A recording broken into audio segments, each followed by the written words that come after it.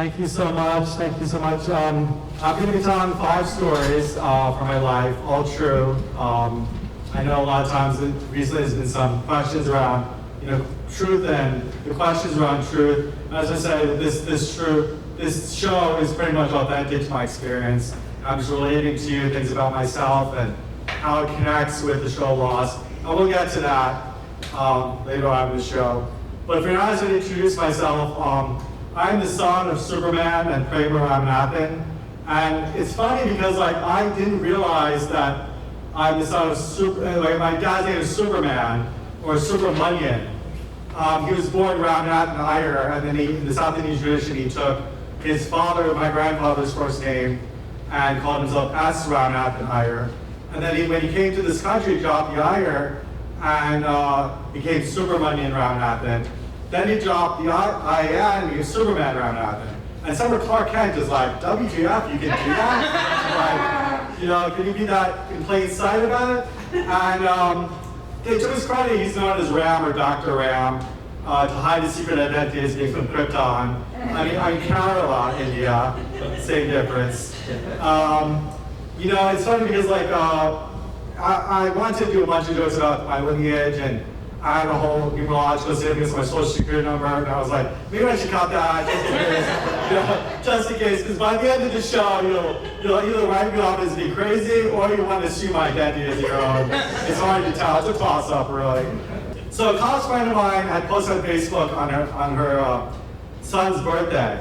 She was like, thank you for choosing us as parents. It was really beautiful.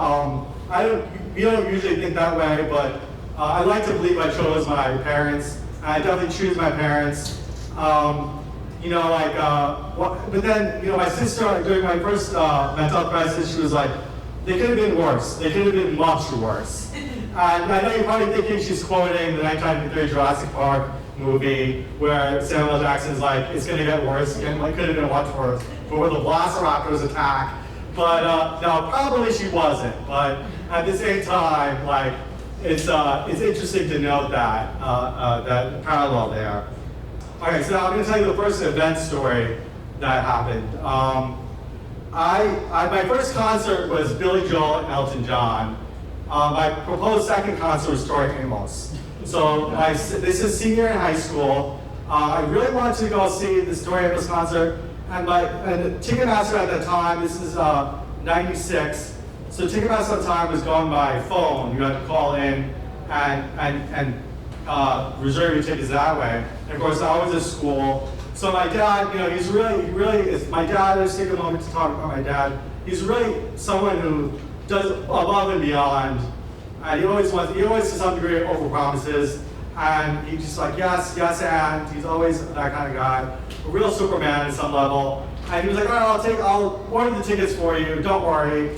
And during his time at work, he calls up Ticketmaster, and flustered as he is, he says, give me the tickets to this date and time. And he orders 4 Rod Stewart tickets. So, so I get these 4 Rod Stewart tickets, and I should have been like, all right, maybe I'll go to the Rod Stewart concert. There's lots of possible, possibilities here. Maybe I'll get some friends to go to the Rod Stewart concert. But this storytelling really is not to sugarcoat what happened. I know a lot of times people think of me or view me as a nerd or someone who's book learned or book smart, and I do think of myself as I like to think of myself as an intellectual badass. So I like to think of myself in those terms. And this moment where I make this choice I'm about to tell you is where the rubber hits the road. Where I made a choice to go to Madison Square Garden and scalp the tickets. So this is where all the theory comes to the streets. So there's no book out there that explains the logistics of scalping tickets in Madison Square Garden and 8 o'clock at the night of the show. So let's take a moment there and let that sink in. I would have prepped for it with a prep if I could have. Trust me, I would have. But I go to Madison Square Garden, And I'm like, I got tickets here. I see, you know, you see this on TV or whatever. Or you just walk down the street and tickets here, tickets here, tickets here. I got your tickets. And like this guy comes up to me. There's a crowd of people, and this guy comes up to me. He's like, oh, you know, let me help you, your brother. Let me help you sell his tickets. And I'm like, okay. You know, yeah, remember, I'm like 17 at this time. So, and his buddies are like, you know, "Duh, man, don't be like that." And I'm like, I'm thinking to myself, like, why are they discouraging him from trying to help me out? Like, they're trying to discourage him to help you out. The guy's trying to help you out. And they're like discouraging him. So, yeah, I'm taking a moment to appreciate, like, there's gonna be a little cringe. Spoiler alert, there's gonna be a little cringe here. So, but it's good to establish character and establish kind of who I am as like, and who I became. Because, you know, it's like interesting, like Walter White, for example, in Breaking Bad, he becomes a badass, like, I mean, people don't think it was a Mary Sue story, but he becomes a badass pretty quickly. My badass journey, not to say that I'm a badass now, but my badass education began with this moment. So I was like, yeah, let's we'll figure it out. We'll sell the tickets. You know, I had high ambitions of selling them for face value. At the night of the show. Yeah, on the night of the show, it's like 2 hours before the concert. I want to sell it face value, like I'm getting like a tax deduction off it. And I go to the side of the street, side of the basketball garden. We're standing there. He's like, tickets, got your tickets right here. And he's very like, you know, obviously his eyes are wandering. And I'm like, you know, I'm also like, we're reflecting each other's restlessness and energy, energetically. So then finally we get approached by a woman who was like, oh, okay, I'll offer you $20 for 2 tickets. Now, you know, more than likely, that's probably a good deal. It's not a bad deal. It's the night of the show, we're like talking about an hour before showtime. Just pretty much purge these tickets, right? We just want to get rid of them. But I'm like, you know, I have 4 tickets. You try to get 2 tickets for, I'm like haggling here. I'm like sitting here like haggling over the price of the tickets and how many tickets. Not a good look, but the guy's like looking at me like, all right, you know, this is what I got, we're pinned to the hip now, right? Because I got the tickets on me. And he's, you know, pretty much just my negotiator at this point, at this stage, right? So then I decline the woman. I say, no, you know, I'm gonna wait out the next half hour for a better deal. Like, no deal. It's like, I'm dealing no deal. Like, a banker offering you like $20, $40.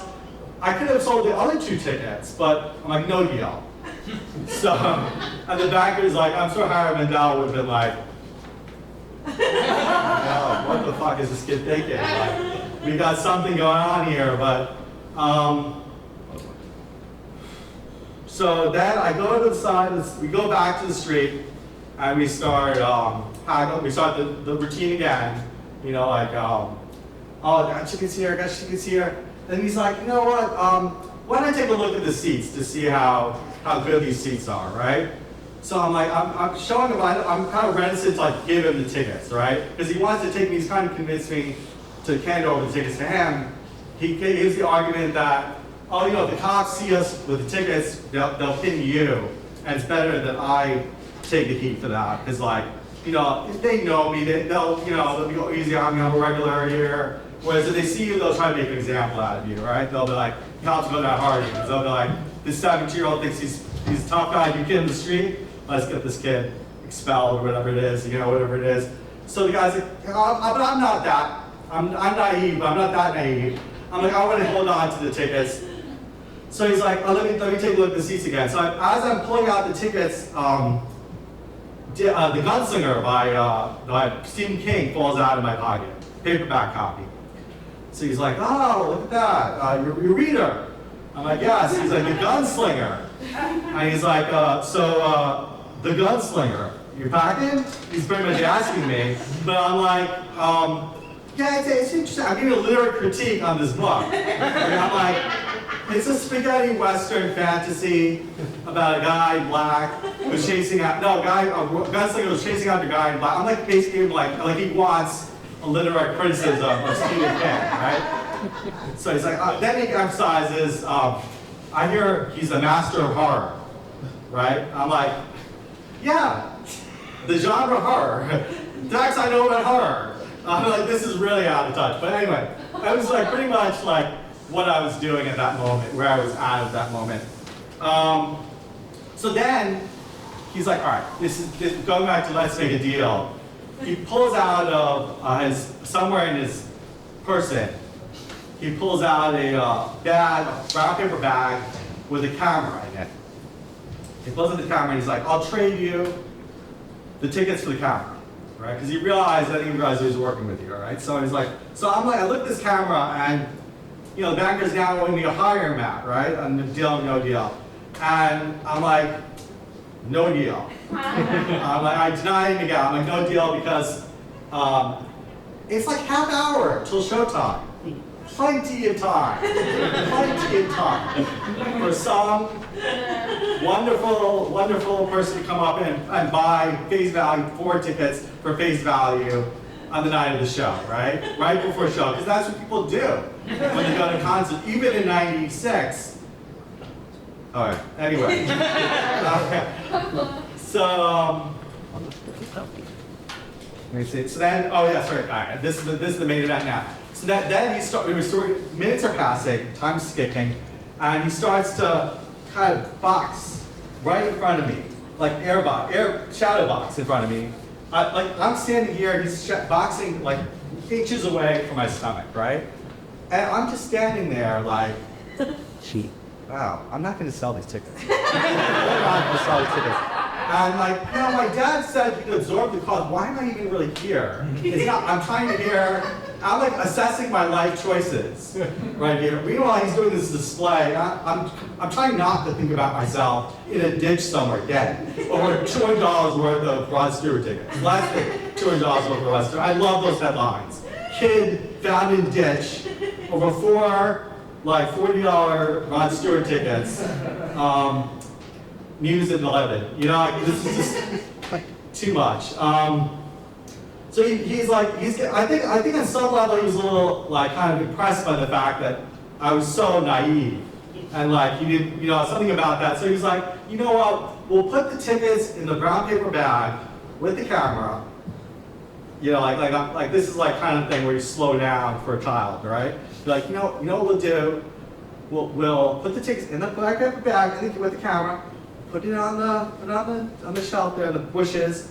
That way the cops won't pin into the wine gloves. Okay, we'll both be clean, like, and we can walk away, and you know we can sell the tickets when we get a chance, right? So I'm like, yeah, at this point I'm like, you know what? All right, I'll do that. So I put the tickets in the. I do not know where this is going, right? I put the tickets in the brown paper bag. He puts it in the bushes, and TikTok. He's like, I gotta go take a piss. So. Of course, he leaves the scene, and I'm sitting there, I'm amazed that, I'm looking back at myself then, I'm amazed that, like, I'm like, oh, you know, it's 5 minutes, he's not coming back, he's not coming back. And I'm like, oh, he's not coming back. So I was like, I should check the bag. I should check the bag. Like, I go and check the bag, of course, there's just a camera in there. And I'm like, now is the moment of truth where it's finally is evident to me that I've been, you know, that they did a switcheroo, they took the tickets to find that woman and negotiate a normal deal, like a sane person. And I'm like, okay, you know, do I take the camera? And maybe try to, what do I do, sell the camera? Now I'm trying to sell the camera? It's a shitty camera. It's not exactly a vintage or a nice digital camera. It's a shitty, you can tell. It's like a film, you used film in a, you know, I was like, oh, you know what, I'm just gonna put it back in the bushes and plant it for the next person. Plant seeds for the next person. So I put it there and I pretty much leave, and that night pretty much steeled me in a way. It was kind of like a hardening because I realized my own hubris to bring that my literary theorist persona, my hubris had been the fall of me. So it kind of harmed me in a way, but also kind of made me realize, like when I'm driving and I think I'm going like 20 miles above the speed limit, I'm like, I'm a badass. And then meanwhile, these people behind me, tailgating me at 90, I'm like, you know what, just no one just step aside. Like no one just ever let them through, let the man through, and just take it as a lesson to be learned. That's Act 1. Thank you.